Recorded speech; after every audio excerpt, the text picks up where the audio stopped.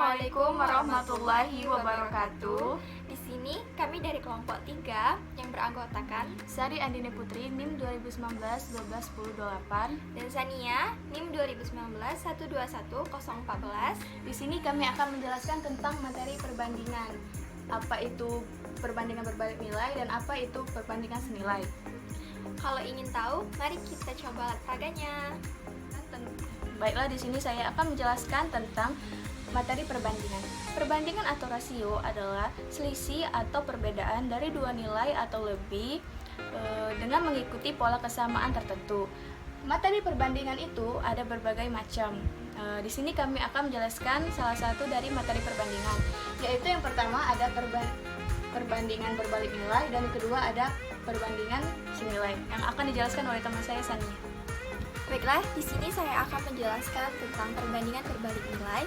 Di sini telah terdapat satu soal yang akan menunjukkan atau membantu pemahaman kita apa itu perbandingan berbalik nilai. Di sini ada soalnya, yaitu jika suatu mobil membutuhkan waktu 2 jam untuk sampai dengan kecepatan 10 km per jam, tentukanlah perbandingan terbalik jika dengan kecepatan 5 km dan km per jam butuh berapa lama waktunya. Nah, dari soal ini kita dapat simpulkan bahwa yang ia minta adalah kecepatan 5 km dan kecepatan 2 km itu butuh berapa lama waktunya. Kan kalau untuk kecepatan 10 km tadi butuh 2 jam. Maka dari sini kita coba menggunakan stopwatch dan mobil mainan sebagai alat peraganya. Ini untuk karena tujuan kita membuat alat peraga ini untuk sebagai pemahaman saja, maka soal ini pun dibuat untuk ilustrasi saja ya. Di sini bertujuan untuk memahami apa itu perbandingan berbalik nilai dan apa itu perbandingan senilai. Jadi, kita tidak menyelesaikan soal, namun kita memahami soal ini. Oke. Di sini saya telah membuat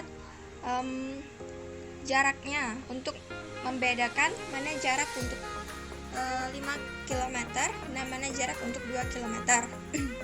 Di sini di ukuran 27,5 cm ini untuk jarak yang 5 km dan yang ini 14,5 cm ini untuk jarak yang 2 km. Ini akan digunakan untuk menarik si mobil agar bisa berjalan sesuai dengan kecepatannya. Kita telah siapkan stopwatch dan mobil mainan sebagai alat peraganya.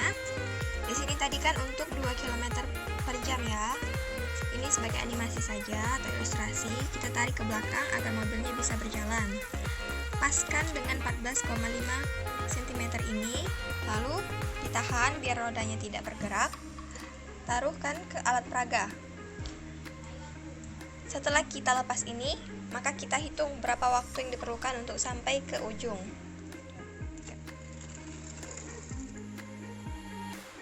Berapa? 1 detik, 9 milidetik. Yang kedua, untuk kecepatan 5 km per jam, kita tarik sampai dengan 27,5 cm. Lalu tahan dan taruh di alat peraganya.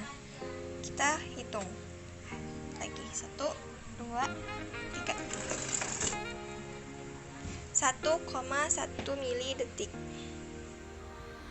Baiklah, dari yang kita dapatkan tadi bisa disimpulkan bahwa perbandingan berbalik nilai adalah jika satu nilai bertambah, maka satu nilai lagi berkurang, dan jika satu nilai berkurang, maka satu nilai lagi bertambah, seperti yang kita dapatkan dengan kecepatan 5 km. Bisa disebut kecepatan 5 km itu mengebut ya. 5 km itu kita dapat waktunya tadi berapa? 1,1 detik. Nah, untuk kecepatan yang 2 km itu kita bisa katakan bahwa kecepatan itu sedikit melambat. Didapatkan berapa waktunya? 1,9 detik. Nah, jadi perbedaannya kan kecepatan yang ngebut dapat waktunya lebih dikit, 1,1 detik. Tapi kalau kecepatannya melambat kayak 2 km tadi dapat waktunya sedikit lebih Lebih lama. lama. Berapa tadi? 1,9 detik. Itulah yang disebut dengan perbandingan berbalik nilai. Baiklah, di sini ada materi tentang perbandingan senilai dan di sini ada contoh sebagai ilustrasi.